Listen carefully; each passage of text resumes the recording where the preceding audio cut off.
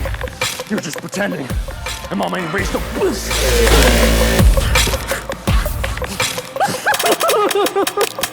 For the orphanage. It's for the kids. For the kids. It's for the kids.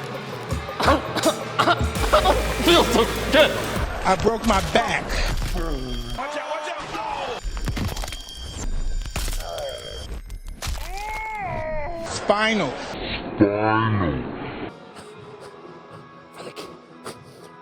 For the kids. For the kids. That's what happened to me this past week. Normally I'd say, what's cracking, guys? Omar Isaf here, but I was trying to do it for the kids, Alice, and it completely backfired on me. Well, what is cracking is your back. What is cracking is my fucking back, you're right. And I want to talk today about injuries. I want to talk today, and it's not meant to be a controversial title. I'm telling you the straight facts, so sit down. If you do powerlifting, if you do the big three movements, so squat, bench, and deadlift, you will very likely get injured at some point in your lifting career, and that's totally fine.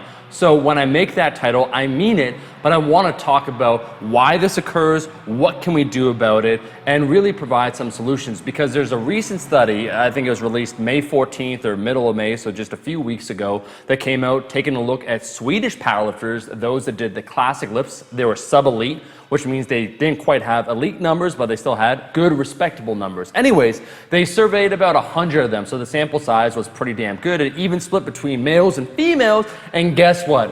When they asked them whether or not they are currently dealing with an injury, out of the 100 people, roughly 100 people, about 73% said they were suffering some sort of current injury. So the majority of those lifting that are quite strong in this sample size reported that they were dealing with some sort of injury. And I think it was 87% said they had dealt with some sort of injury in the last year. So this is overwhelming, the total amount. And Greg Knuckles, I'll link this in the description, he also did a recent survey. I think his sample size was much larger. It was close to 2,000 people that he surveyed when it came to injuries, just talking all about that. The point remains, if you do this heavy lifting thing, or lifting in general, you very likely will get injured at some point in time. And I saw some people sharing this, like, oh man, maybe you shouldn't squat, bench, and deadlift. Fuck that shit.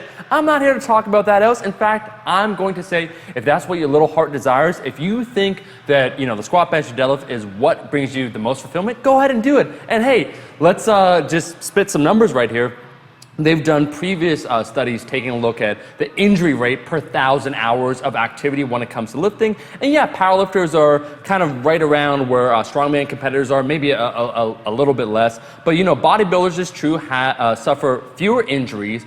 But the point remains, any sport you take a look at, soccer players, runners, long distance runners, when we take a look at the total amount of hours spent doing this sport, powerlifting kind of falls right in the normal range. So it's not anything out of the ordinary. Really, another way of phrasing this is if you do something long enough, an athletic physical activity, at some point you will injure yourself. And that is fine, that is normal, that is acceptable. And I know some people out there might be watching this video thinking they're that special snowflake. They're just that person, like, oh bro, you made the title, like, if you do powerlifting, you're probably gonna get injured. That's not me. Well, the statistics prove otherwise. See, Joe, the numbers don't lie, and they spell disaster for you. That most people, and just take a look at most even competitive IPF lifters, think of a lot of them and just think of how many have suffered some sort of injury in the last few years. It happens. Now, what can we do about this? Well, there's a few different things.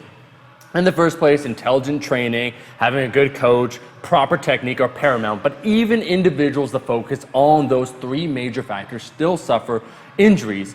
I think the question has to be what your purpose is when it comes to lifting, and that's what I wanted to talk about. For myself, when I got injured in 2015, when my back was broken, I injured my SI, I tried to get back immediately into powerlifting, doing the strength sports. So I, injured it doing the squat, I continued to squat, and I re-aggravated it. Instead, when you injure something, so let's say you're dealing with some sort of issue, I would look at it, as long as you're someone that's interested in multiple goals, so you're not just a pure powerlifter, I would take a look at it as an opportunity to try something else. And let me flip this around. So it took me an entire year of kind of, spinning my wheels around aimlessly, going nowhere when it came to the back injury, just trying to get back to my old strength numbers, re-aggravating it, doing all that old shit.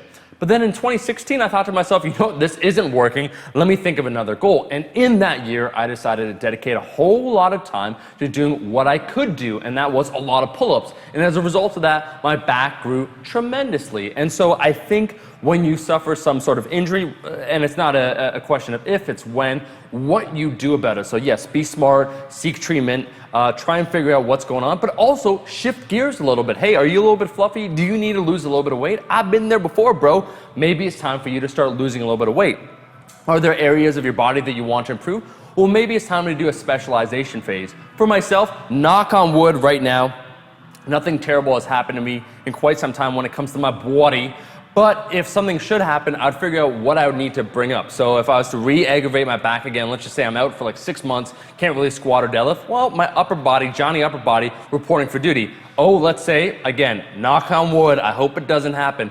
If I tear my rotator cuff doing something, some sort of upper body movement, well, maybe it's time to start training my fucking calves.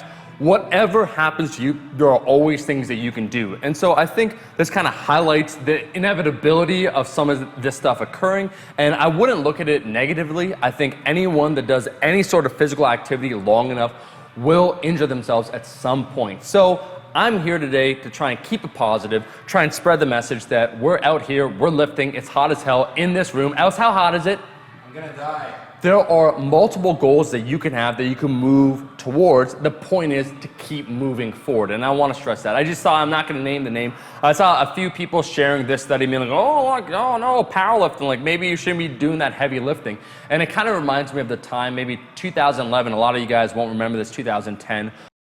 Pepperidge Farm remembers. Where on YouTube, like, the deadlift was looked down upon. If someone was to do deadlift, oh man, you're gonna snap your shit up, that looks dangerous. And so anytime my spider senses tingle, where maybe a study will come out and people will try and twist it, manipulate it, and use it for marketing, I gotta lay the smack down. Anyways, I hope you all achieve your fitness goals, you keep dedicated, and you're, a little nebulous when it comes to some of those goals, should something happen. Anyways, I gotta get out of here. Thank you so much for watching this video. I'm looking right at you. If you enjoyed this video, help out the channel. Give the video a like, and I'll see all you guys, my rascals, in that next video. Peace.